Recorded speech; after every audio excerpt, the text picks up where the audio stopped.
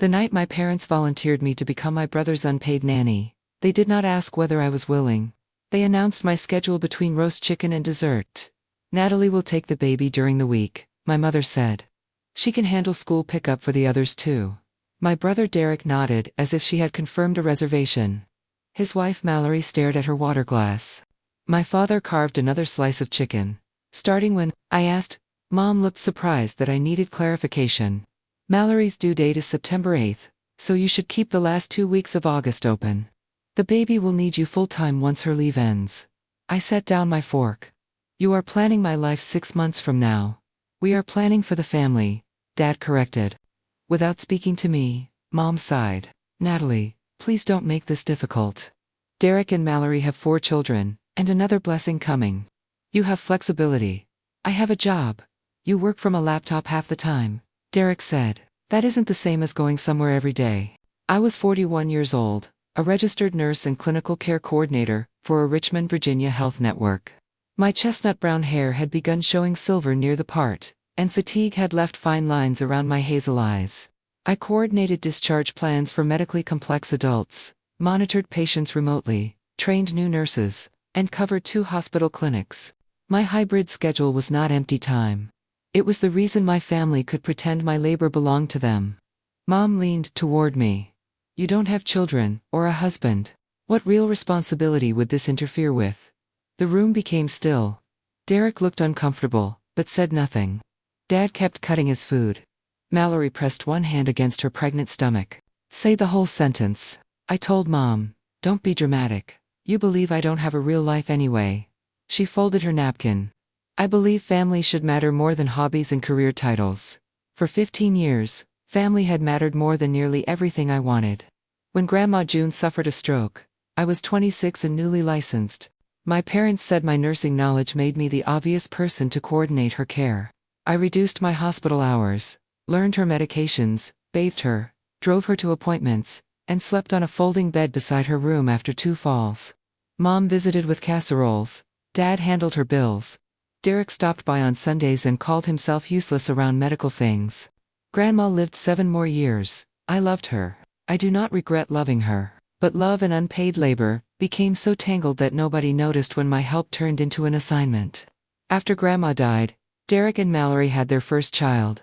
I became the emergency contact, backup babysitter, school pickup aunt, fever nurse, birthday planner, and person who stayed overnight whenever they traveled. Their second child was born 18 months later. Their third 2 years after that, and their fourth before I turned 37. Every favor was described as temporary. Together, they filled my calendar. I missed a nursing conference because their oldest had strep throat. I declined a weekend trip because Mallory's sister canceled at the last minute. I used vacation days when a daycare classroom closed. When I complained, Mom reminded me that Derek worked in commercial real estate and Mallory was building a bookkeeping business. Their time created income. Mine, apparently, waited to be used. The dinner announcing baby number 5 occurred on a Sunday in March. 3 weeks later, according to the email waiting on my phone, I would begin a new job in Asheville, North Carolina. The offer was for Director of Patient Navigation at Blue Ridge Community Health Alliance, a fictional nonprofit network serving 6 rural counties. The position came with a leadership salary, relocation assistance, and authority to build a program helping older adults coordinate transportation, medication, and follow-up care. I had interviewed quietly for 4 months. I had not told my family. 5 years earlier, I had been offered a nursing fellowship in Baltimore. Mom became ill the week I was supposed to decide. Tests showed nothing dangerous, but the family treated my possible departure as abandonment. Derek called the fellowship impractical. Dad said Grandma would have wanted me nearby. I declined it. 2 days later, Mom felt well enough to host a garden party. This time, I told only my best friend, Priya Shah, and my supervisor, Angela Morris. I signed the contract that Friday morning. My Asheville start date was April 3rd. I had already leased a small furnished apartment for 3 months while I searched for a permanent home. At dinner, the signed offer glowed behind the lock screen of my phone. I will not be the baby's nanny, I said. Mom stared at me. Of course you will help. Helping is bringing dinner once, or covering a real emergency. Full-time infant care, and for school pickups are a job. Derek leaned back. We can't afford a nanny for 5 kids. Then you cannot afford a childcare plan that requires one. Dad's voice hardened. That is an ugly thing to say about your nieces and nephews. I said nothing about the children. I said their parents need a plan that does not depend on taking my work for free. Mom looked toward Mallory. See, this is why we didn't ask. She turns everything into a negotiation. That sentence clarified more than she intended. They had not forgotten to consult me. They had decided consultation was dangerous because I might answer honestly. I picked up my phone, opened the offer letter, and placed it beside my plate. I start a new position in Asheville 3 weeks from tomorrow. Derek laughed once. What? I accepted a director role. I am moving March 31st. Nobody touched the phone. Mom's face changed first, from confusion to injury. You applied for a job in another state, without telling us? Yes. For how long have you known? I signed the offer Friday. The process began in November. Dad pushed back his chair. You let us make plans while hiding this. You made plans for me without asking. Derek picked up the phone and scanned the first page. This could be fake. Put it down. He did. Why would they hire you as a director? The question hurt, but not because I doubted the answer. It hurt because my brother had accepted 15 years of skilled nursing help, while believing I had no skills worth promoting. Because they read my resume, I said. Mallory covered a smile with her hand. Mom noticed. You think this is funny? No, Mallory said softly. I think we should have asked Natalie before discussing any of this. Derek turned toward her. You agreed we needed help. I agreed we needed childcare. I did not agree your sister had been hired without knowing it. The argument that followed never became loud on my side. Mom accused me of punishing the children. Dad called the move impulsive. Derek demanded to know who would cover spring break, even though I had never agreed to cover it. I listened until they repeated themselves. Then I stood. My answer is no. My move is not a threat, or a request for approval. I start April 3rd. I kissed Mallory's cheek, told the children goodbye, and left. By the time I reached my condominium, the family group chat contained 37 messages. Mom wrote that she could not believe I had embarrassed them. Dad said major decisions should be discussed as a family. Derek posted a calendar showing medical appointments, soccer practices, school closures, and the presumed date I would begin infant care. My name appeared in blue across most weekdays. I saved screenshots, then I typed one message. I will not provide scheduled childcare after March 30th. Until then, I will honor only the 2 commitments I previously accepted in writing. Ava's dental appointment on March 14th, and pickup on March 22nd. Please make all other arrangements without listing me. Mom immediately called. I let it ring. Priya arrived with packing boxes and Thai food. She was a physical therapist, divorced, and the only person who had watched my family obligations accumulate, without calling them devotion. How bad? She asked. I handed her my phone. She read the messages. Your brother scheduled you through next February. Apparently I was going to receive Christmas off generous. We packed books until midnight. Every shelf held evidence of a life my family did not recognize. Nursing texts, hiking maps, pottery from classes I attended irregularly, novels I read after midnight, photographs from the few trips I protected. A quiet life was still a real life. It did not require witnesses to count. The next morning, Derek appeared at my door before 7. You need to call Mom, he said. Good morning. She was awake all night. Then Dad can make breakfast. He followed me into the kitchen. We already told Mallory's clients she would return to work 12 weeks after delivery.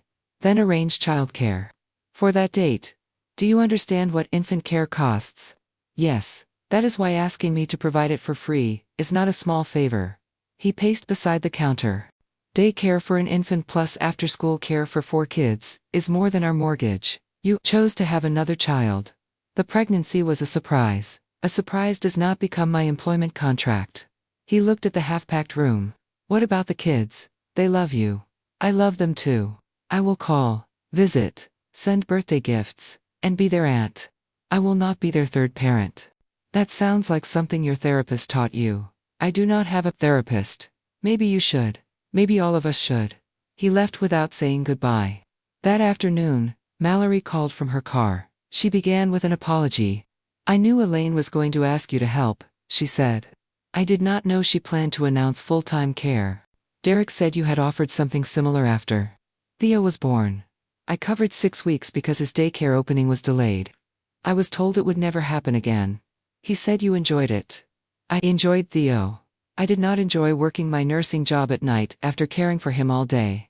Mallory was quiet. I should have asked you directly. Yes, I am sorry. Her apology did not solve the problem, but it was the first sentence anyone offered without attaching a demand.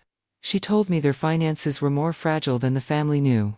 Derek's commission income had fallen.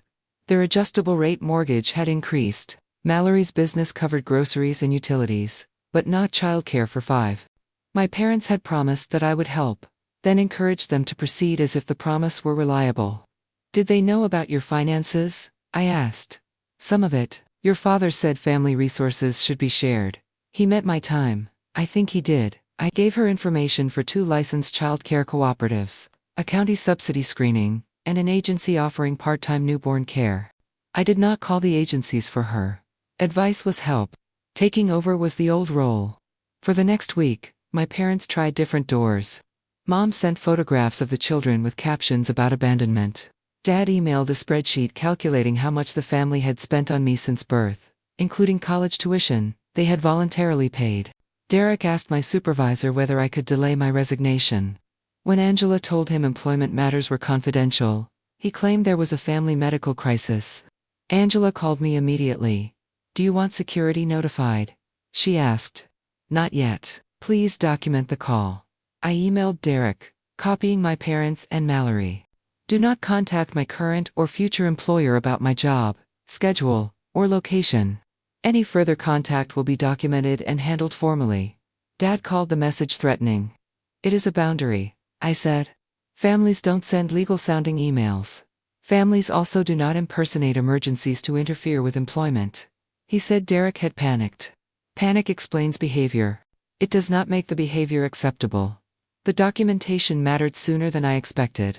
2 days later, my building manager forwarded a message from Mom claiming I had promised the condominium to Derek's family for the first months after the baby arrived. According to her, the lease to the pediatric residence should be cancelled because a family housing agreement came first. No such agreement existed. I called the manager, confirmed the signed lease remained valid, and asked him to communicate only with me or the property attorney. Then I sent my family a copy of the lease signature page, with private financial details removed. My condominium is not available for childcare, housing, storage, or family scheduling. Statements made without my written consent are unauthorized. Derek replied that nobody wanted my small condo. Mom called the message humiliating. Dad said I was building a legal case against my own family. In truth, I was building a reliable version of reality. For years, our family operated through verbal assignments. Mom announced what someone had agreed to. Derek remembered favors as promises. Dad interpreted silence as consent. By the time I objected, 3 people could tell me I had misunderstood my own words. Writing stopped that process. Aunt Susan asked for a private meeting. We sat in a bakery near her office, and she brought a yellow notebook containing dates from Grandma June's final years. Susan had visited twice a month and often found me asleep at the kitchen table after night shifts. Your mother tells the story as if everyone shared Grandma's care, she said. We did not. You carried most of it. Why say that now? Because I told you to delay Asheville for 5 years. I heard myself repeating the same bargain. She showed me entries documenting hospital stays, medication changes, and nights I covered. The notebook did not create a debt my family could repay, but it challenged the idea that I had spent adulthood receiving more than I gave. Susan apologized and offered to speak with Mom. I asked her not to argue my case. Tell her your own truth, I said. I am done collecting votes for permission. That afternoon, I reviewed my employment history. While caring for Grandma, I had declined charge nurse training twice, because the sessions conflicted with appointments. After Derek's second child, I moved from inpatient nursing to care coordination, partly because hybrid work made emergencies easier. The change eventually led to work I loved, but it began as accommodation. My family saw the flexible schedule, and concluded my career was casual. They never saw what I redesigned to create that flexibility.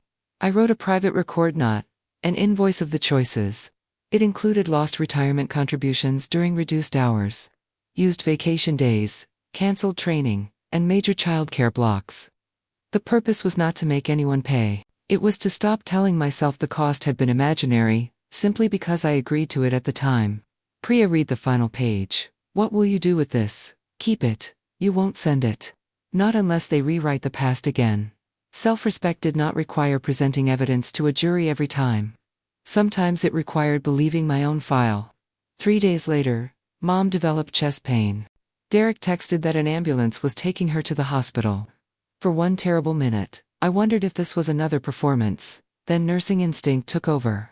I called Dad, confirmed the emergency department, and drove there. Tests showed no heart attack. Mom had a severe panic episode and dangerously high blood pressure. I sat beside her until the physician finished explaining follow-up care. When we were alone, she reached for my hand. You see what this is doing to me? I gently released my fingers. My move did not cause your blood pressure. You need medical follow-up and help managing anxiety. I need my daughter. You have a daughter. You do not have an employee. Her eyes filled. I gave up things for you, I know. Parents make sacrifices. Children do not repay them by surrendering adulthood. Dad entered before she answered. He expected me to take them home, organize medications, schedule appointments, and stay overnight. I wrote the follow-up instructions clearly, confirmed Dad understood them, and called a ride because I was too tired to drive safely. Then I went home. The old Natalie would have slept on their couch for a week. The new Natalie lay awake in her own bed feeling cruel. Priya came over the next morning. A boundary can feel wrong when overfunctioning feels normal. She said, "Since when are you a therapist?" "Since you gave me 15 years of case material." I laughed despite myself. We made 2 lists.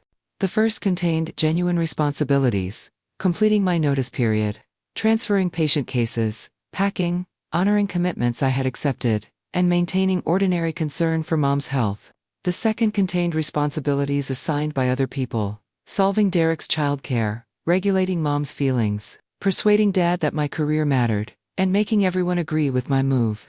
The second list went through the shredder. My final weeks in Richmond revealed how thoroughly my family depended on invisible labor. The school called when nobody collected 9-year-old Theo. Derek had forgotten that I was no longer the default pickup. I confirmed he was on the way, but did not leave work. 2 days later, Mom asked where Grandma June's old tax records were, though Dad had managed her finances. Derek wanted the password for the shared soccer calendar I had created. Mallory asked how I kept track of pediatric refills, teacher conferences, and food allergies. For years, competence had made me look unnecessary. Everything ran smoothly, so the work appeared not to exist. I created one transition document for Mallory. It listed information I already possessed about the children: physician numbers, school contacts, medication dates, and activity logins. I did not construct a future schedule or assign caregivers. At the bottom, I wrote, "Please verify all details directly. Parents retain responsibility." Mallory thanked me. Derek said the disclaimer was insulting. "Then make your own document," I replied. My parents held a family meeting without me. Aunt Susan called afterward and said I should compromise by delaying the move until the baby entered preschool. "That is almost 5 years," I said. "Your mother says the Asheville job is temporary. It is permanent. She says you can find another nursing job later. Why is my career always the replaceable one?" Susan hesitated. "Because you are good at landing on your feet." There it was again. My strength had become permission to take from me. Being capable does not mean falling costs. "Nothing," I said. I asked Priya to drive with me to Asheville on March 31st. The movers would arrive the next morning. My condominium was leased for a year to a pediatric resident through a reputable property manager. I had redirected mail, changed emergency contacts, and removed my parents' spare key access after Mom entered without permission to leave baby furniture in my guest room. The crib appeared 11 days before my move. I came home to find it assembled beside boxers labeled kitchen. A note lay on the mattress: "You will reconsider once the baby arrives. Love, Mom." I photographed the room, dismantled the crib, and arranged for Derek to collect it from the building lobby. Then I changed the lock code. Mom called the property manager and claimed I was emotionally unstable and should not be permitted to lease my unit. The manager, fortunately, had already received copies of my ownership documents and instructions. He logged the call and told her he could not discuss my property. That evening, I drove to my parents' house with Priya, following in her car. I brought a folder, not an argument. Dad opened the door. Are you finally ready to talk? I am ready to deliver written notice. At the dining table where they had assigned me a new life, I placed 3 pages before them. The first listed boundaries: no employer contact, no entry into my condominium, no commitments made in my name, and no use of my nursing credentials, to imply professional responsibility for family members. The second explained how to reach me after the move. 1 scheduled family call each Sunday, urgent messages by text, emergencies through 911, or treating clinicians. The third listed local resources for mom's follow-up care, senior transportation, meal delivery, and counseling. Mom barely glanced at the papers. You prepared a policy for your own parents. I prepared clarity because conversation keeps becoming permission you invent. Dad pushed the folder away. We changed your diapers. And Grandma changed Mom's. Did that entitle Grandma to choose Mom's marriage, job, and home forever? Mom flinched. Grandma June had been demanding in her own way. She criticized Mom's housekeeping, and called every evening at 6. Mom complained about it constantly, then recreated the pattern with me under the name of closeness. This family helped you, Dad said. Yes, and I helped this family. Neither fact creates ownership. Mom began crying. I did not rush to stop it. You used to care about us, she said. I still care. I am leaving the role where caring means obeying. I stood and walked to the door. Dad did not follow. Mom called my name once, but she did not ask me to stay as their daughter. She asked me to reconsider August. 3 days before the move, Blue Ridge Community Health Alliance received an anonymous email. The sender claimed I had abandoned an elderly dependent, concealed a history of emotional instability, and misrepresented my availability. Human Resources Director Leah Monroe called me into a video meeting with the Chief Nursing Officer. My stomach dropped as Leah read the allegations. We are not assuming they are true, she said, but because your role involves vulnerable adults, we need your response. The old reflex urged me to protect my family from consequences. I could have described the email as a misunderstanding. Instead, I opened my documentation folder. I showed them Mom's hospital discharge instructions, confirming Dad was her responsible adult, and no guardianship existed. I provided the messages where Derek admitted contacting my current supervisor. I showed the photograph of the crib placed in my locked condominium, the property manager's incident log, and my written no-contact boundary concerning employers. I believe a family member sent this to interfere with my move, I said. I am willing to provide any lawful documentation you need. I also understand if you must reassess the appointment. The chief nursing officer, Dr. Lila Benton, looked angry on my behalf. Ms. Brooks, nothing here suggests patient misconduct or an abandoned dependent. It suggests harassment. Blue Ridge preserved the email headers. The message came from a newly created account, but recovery information included the final digits of Dad's phone number. He later admitted Mom dictated the email while he typed it. Leah sent a formal notice stating that further interference would be referred to counsel. My job remained secure. Dr. Benton moved my start date back 1 week, so I could relocate without rushing.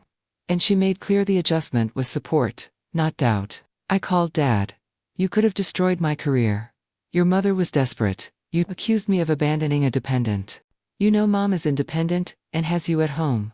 We needed them to understand you had obligations here. You tried to make strangers enforce an obligation I never accepted. He was silent. I will not speak with you or Mom for 30 days, I said. After that, contact will depend on whether you acknowledge what you did and agree never to interfere with my employment again. You cannot cut off your parents. I just did. I ended the call with shaking hands. There was no thrill in it. Quiet strength is often described as peaceful. Mine felt like grief with good posture. On moving day, Priya drove my car, while I followed the moving truck through the Blue Ridge Mountains. Rain softened the distant ridges into layers of gray and green. At the state line, I expected a dramatic sense of freedom. Instead, I needed a restroom, and worried whether the movers had packed my coffee maker. Real change rarely announces itself with music. My apartment in Asheville overlooked a narrow street lined with sycamores. The kitchen was smaller than the one in Richmond, and the bedroom window stuck halfway open. I loved it immediately. On my first morning, I walked to a cafe alone. Nobody there knew whose appointments I managed, or how quickly I could calm a feverish child. I ordered breakfast without checking my phone. The ordinary privacy felt luxurious. Blue Ridge gave me a shared office, a staff of 14, and a problem larger than any family calendar. Rural patients were missing follow-up appointments because transportation services did not coordinate across county lines. Older adults received medication instructions from multiple hospitals. Caregivers were exhausted, confused, and often invisible to clinicians. I understood invisible caregivers. During my first month, I listened before redesigning anything. I rode with transportation coordinators, visited clinics, met county social workers, and asked family caregivers what would have helped before they reached crisis. We created one phone line for scheduling, discharge questions, and referral status. We built a consent process that included family help without assuming family members were endlessly available. That last policy mattered to me. At a staff meeting, I said, a daughter, sister, or spouse is not a free medical device. Ask what they can do. Document what they agree to do. Build alternatives for the rest. Nobody accused me of being selfish. They wrote it into the training manual. Our first test involved a 76-year-old patient named Earl Matthews. Earl lived alone outside Marion and had been hospitalized 3 times for heart failure. His discharge plan listed his daughter, Denise, as the person responsible for daily weights, low-sodium meals, transportation, medication pickup, and overnight monitoring. Denise lived 90 miles away, taught elementary school, and cared for a husband receiving cancer treatment. Nobody had asked what she could do. A hospital employee found her name in the chart and converted relationship into availability. During a conference call, Denise began apologizing. I can visit Saturdays, she said. I can order groceries. I cannot drive there every morning without losing my job. The old version of me would have praised her devotion and helped her organize the impossible. Instead, our team separated the tasks. A county paramedicine program handled weights and vital signs twice a week. A pharmacy delivered blister-packed medication. Earl qualified for frozen meals and volunteer transportation. Denise agreed to Saturday visits and evening calls because those commitments were sustainable. Earl stayed out of the hospital for 4 months. At the review meeting, one physician called Denise, very involved now. She was always involved, I said. The plan became realistic. That case shaped the program. We added a caregiver capacity screen with 3 questions. What are you willing to do? What are you able to do? What support would make the commitment sustainable? Staff could no longer list a relative as the discharge solution without documenting answers. The policy was practical, not sentimental. Unsustainable family care leads to medication errors, missed appointments, injury, resentment, and readmission. Boundaries improved outcomes. I thought of Grandma June. If a coordinator had asked those questions 15 years earlier, I still would have helped. But perhaps a home aide would have handled bathing twice a week. Perhaps Derek would have transported her to 1 appointment each month. Perhaps Mom would have understood that love did not require one person to disappear. The insight brought grief, not blame. We had lacked language and resources. My parents later chose convenience over asking. But the first pattern grew in a family trying to manage illness badly. Recognizing that complexity kept me from turning my new boundaries into punishment. Blue Ridge invited family caregivers to help design educational materials. Denise joined the advisory group and challenged every sentence that assumed unlimited time. A retired mechanic asked why instructions always said have a family member perform tasks when some patients had no relatives nearby. We replaced that phrase with named roles and verified services. 6 months later, Dr. Benton presented early results to the board. Emergency readmissions fell, patient calls were answered faster, and caregiver complaints decreased. She credited the team, then asked me to explain the consent model. I stood before the board with a slide that read, "Support is strongest when IT is chosen." For once, the lesson my family resisted was treated as professional expertise. The program also forced me to examine how I managed employees. Carla, one of our senior nurses, volunteered for every difficult weekend. I praised her until I noticed she looked exhausted. "You know you can say no," I told her. She laughed. "Not if I want to be seen as committed." Her answer sounded too familiar. We changed weekend coverage from informal volunteering to a rotating paid schedule, with opt-out rules. I approved compensatory time without requiring staff to explain why they wanted it. Boundaries were not only sentences spoken to difficult relatives. They were systems that prevented the most agreeable person from carrying every hidden cost. When Blue Ridge later awarded me a leadership commendation, I almost hid it from my family. Then I realized secrecy and privacy were not identical. I mailed them a copy of the announcement without commentary. Mallory sent flowers. Aunt Susan called. Derek said nothing. Mom left a voicemail saying Grandma would have been proud, then added that Grandma would also want me closer to home. I deleted the message after the first sentence in my mind. The first 30 days without my parents were painful and clarifying. Mom left voicemails from unfamiliar numbers. I saved them without listening, until Priya sat beside me on video. Some were angry, some were tearful. One simply said, "I don't know how to be your mother if you don't need me." That message I answered in writing. I do need love, interest, and respect. I do not need decisions made for me. If motherhood only feels real when I obey, we need a different relationship. Dad mailed the boundary folder back unopened. Derek's crisis unfolded without me. He and Mallory visited childcare centers and discovered wait lists, extending past the due date. They argued about money. Derek proposed that Mallory close her business. She asked why his career was automatically protected. It was the first time their marriage confronted the same assumption that had shaped my life. Mallory called me one evening after the children were asleep. "We have been using you to avoid decisions," she said. "Derek has been using me. You sometimes benefited. Those are not exactly the same. But neither is harmless." "I know." She told me they had joined a childcare cooperative with 3 other families. Derek would shift his schedule to mornings each week. Mallory would reduce, not close, her client list.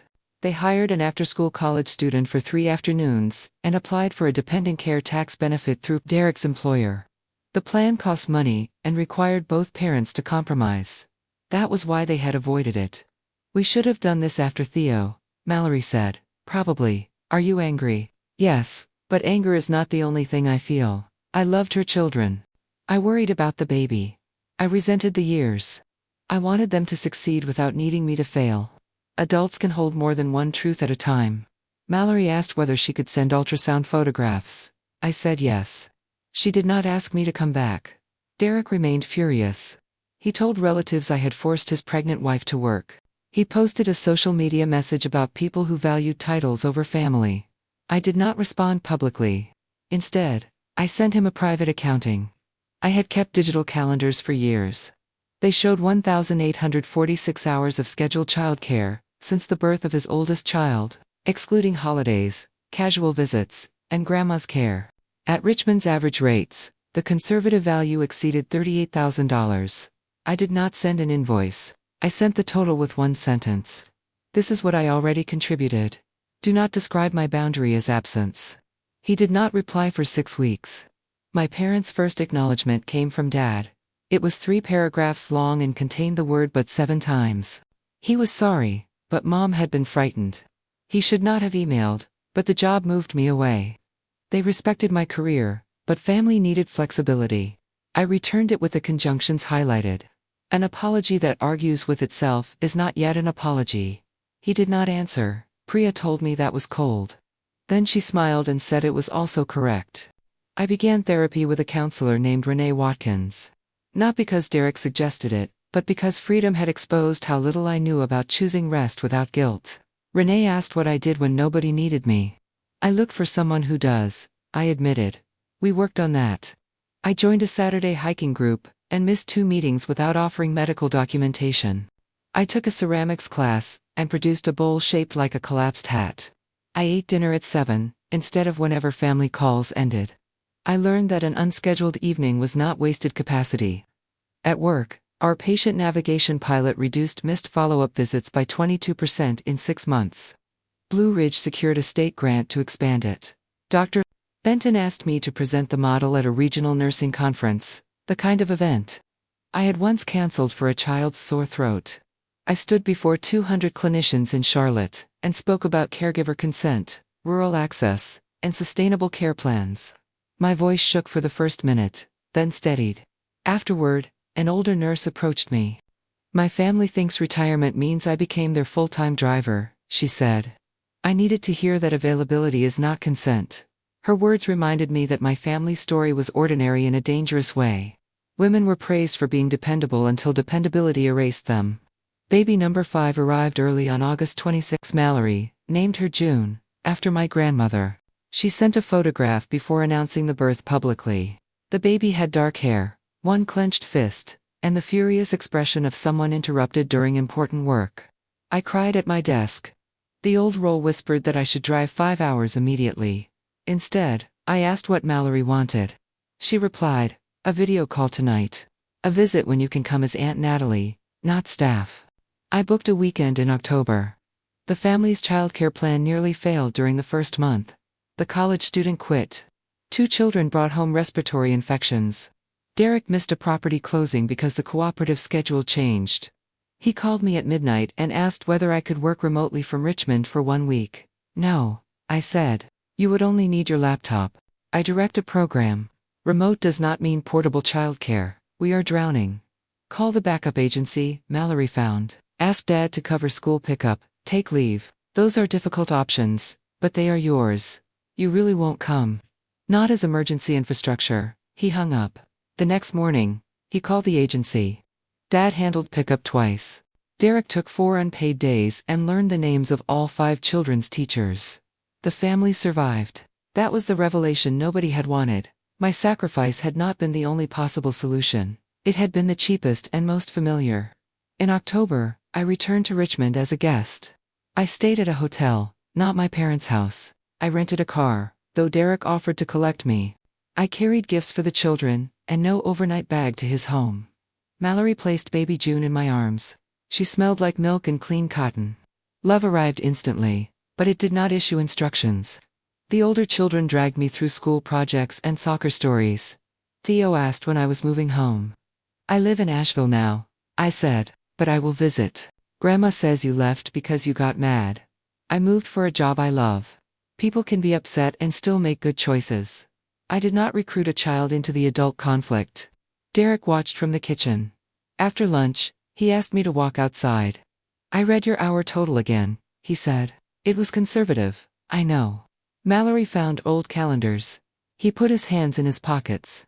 "I thought because you usually said yes, it wasn't costing you much. I said yes because saying no cost more. I was awful at dinner." "You were. I am sorry I contacted Angela.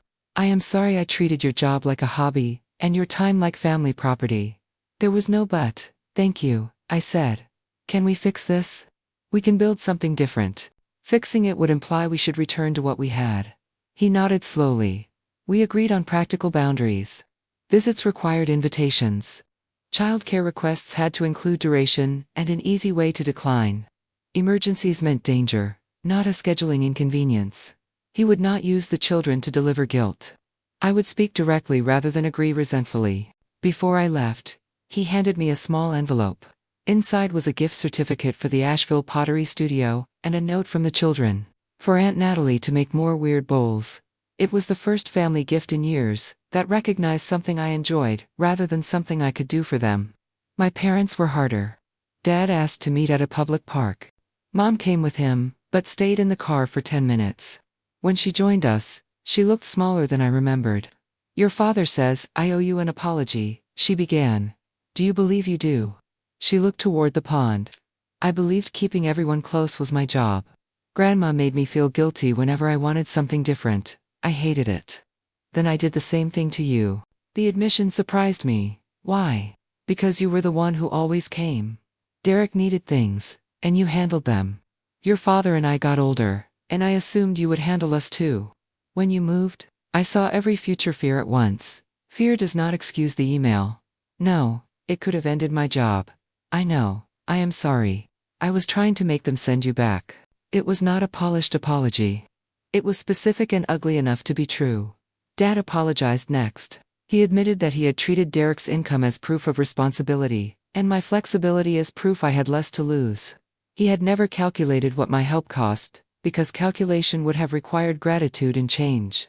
I did not hug them immediately. Forgiveness was not a switch activated by correct words. "I am willing to have contact," I said. "The employment boundary is permanent.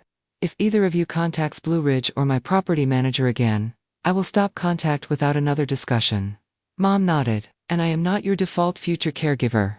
We can discuss aging plans together, but the plan must include professional services, finances, and Derek. Dad looked uncomfortable. Mom said, "That is fair." For the first time, fair did not mean I gave more.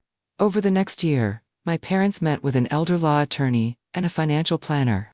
They updated medical powers of attorney, researched a continuing care community, and divided responsibilities between Derek and me according to ability and consent. I agreed to serve as alternate healthcare agent, not primary. Derek became primary financial agent. They purchased long-term care insurance with limited benefits and created a fund for home assistance. Planning did not guarantee an easy future. It did remove the assumption that my body and time were the plan. The first real test of our new relationship came at Thanksgiving. For most of my adult life, Thanksgiving meant 3 days of unpaid coordination. Mom chose the menu, but I shopped, tracked allergies, collected grandma, entertained children, managed medications, and cleaned the kitchen. After I moved, Mom assumed I would return and resume the tradition. Instead, I invited my parents, Derek, Mallory, and the children to Asheville under clear terms. Samuel and I would host a simple meal. Everyone would arrange lodging. Derek would supervise his children. Dad would bring dessert. Mom could contribute one dish if she wanted, but she would not redesign the menu. Mom called the plan impersonal. "It is an invitation." I said, "You can accept or decline." They accepted. On Thanksgiving morning, Mom arrived at 9 with 4 grocery bags and a handwritten schedule. She began moving dishes in my cabinets. My chest tightened. The old choice seemed to be surrender or explosion. I found a third option. "Mom, the schedule stays in your bag. You can make the sweet potatoes or sit with coffee. Those are the choices. I am trying to help." Help fits the host's request. Control replaces it. She looked wounded, then angry. For several seconds, nobody spoke. Dad became fascinated by the pie box. Mallory entered behind them carrying baby June. "Elaine, would you hold her while I unload the car?" she asked. Mom took the baby. The crisis passed without anyone winning. Derek surprised me most. When Theo spilled juice, he cleaned it. When the baby cried during dinner, he left his plate and changed her. He asked before putting a football game on the television. These were ordinary acts of parenting, but I had performed so many of them that seeing him do the work felt unfamiliar. After dinner, Dad and Derek washed dishes. Mom sat on the porch, wrapped in a blanket. "Grandma used to correct everything in my kitchen," she said. "I promised myself I would never become her." People repeat patterns when they only promise not to. Changing them usually needs a plan. Is that one of your director sayings? It can be. She smiled reluctantly. Before leaving, Mom handed me her schedule. I expected criticism. Instead, she had crossed out every instruction and written at the bottom, "Thank you for inviting us into your life," instead of giving it back to us. I kept that page. The holiday was not proof that every problem had disappeared. Mom complained about the hotel mattress. Derek forgot Dad's pie at checkout. 2 children argued during the entire drive home. But nobody assigned me responsibility for fixing the experience. That distinction made family time feel like relationship rather than duty. The following year, Derek hosted Thanksgiving and hired a teenager to help entertain the younger children. He asked each adult to bring one dish and ordered the rest from a restaurant. Mom called it lazy. Then she ate 2 servings and requested the restaurant's number. Change entered our family through moments that small. My relationship with the children improved after I stopped functioning as staff. Video calls became fun because I was not simultaneously reviewing homework and arranging appointments. I took Ava to a science museum during one visit because we both wanted to go. I babysat baby June once for 3 hours so Derek and Mallory could attend a school event. They asked 2 weeks in advance, offered to pay, and accepted when I said I preferred dinner instead. The difference was choice. At Blue Ridge, the navigation program expanded from 6 counties to 11. We hired caregiver support coordinators and created respite partnerships with churches and community colleges. I promoted a nurse named Carla, who had returned to work at 58 after caring for her husband. Her experience was expertise, not a gap to apologize for. 3 years after my move, Dr. Benton retired and recommended me as Chief Operating Officer. The board selected another candidate with more financial experience, but offered me expanded regional leadership. I accepted after negotiating salary, staffing, and travel limits. The negotiation itself felt like a victory. I no longer believed gratitude required taking whatever was offered. Priya eventually moved to Asheville too, though not for me. She joined a rehabilitation practice and bought a bungalow 10 minutes away. On Friday evenings, we ate on my porch and discussed work only, if both of us wanted to. I also met Samuel Ortiz, a widowed landscape architect, with an adult daughter, and no interest in being rescued. We dated slowly. On our third date, he asked how much family time I wanted protected each month. No one had ever treated my time as something worth protecting before. We married when I was 47 in a small ceremony at the North Carolina Arboretum. Derek, Mallory, and all 5 children attended. Mom cried but did not redesign the seating chart. Dad gave a short toast and said, "Natalie taught us that loving someone does not make their life available for assignment." That was the closest our family came to describing the whole story in one sentence. Baby June, then 6, scattered flower petals in clumps, and asked whether marriage meant I would move back to Virginia. I told her no. She considered this, and asked for cake. I am 52 now. Samuel and I live in a modest house outside Asheville with a view of wooded hills. My hair has more silver than chestnut, and I no longer hide either color. I still work with Blue Ridge, though I reduced travel last year. Derek's oldest child is in college. June is 11, and insists she will become either a veterinarian or an astronaut. My parents moved into a continuing care community near Richmond. Mom joined a watercolor group. Dad complains about the dining room coffee and secretly enjoys chair yoga. When Mom needed hip surgery, Derek handled insurance and transportation. I came for 4 days because I chose to. A home health aide handled bathing and exercises after I left. Mom did not call that abandonment. She thanked me for visiting. Sometimes people hear my story and think the new job rescued me. It did not. The offer on my phone gave me a deadline and a destination. But another opportunity would have changed nothing if I still believed my family owned the final decision. The real change happened at the dining table before anyone touched my phone. My mother said I did not have a real life. For years, I had quietly agreed by treating every personal plan as less important than someone else's need. I had waited for marriage, children, a grand title, or a dramatic reason to make my time legitimate. I did not need one. A single woman's dinner, work, sleep, friendships, hobbies, silence, and unfinished pottery all belong to a real life. A child-free aunt is not unused family capacity. A nurse's compassion is not a household subscription. Being good in a crisis does not require living inside one. I did not punish my brother by refusing to raise his 5th child. I returned responsibility to the people who had chosen it. I did not abandon my parents by asking them to plan for aging.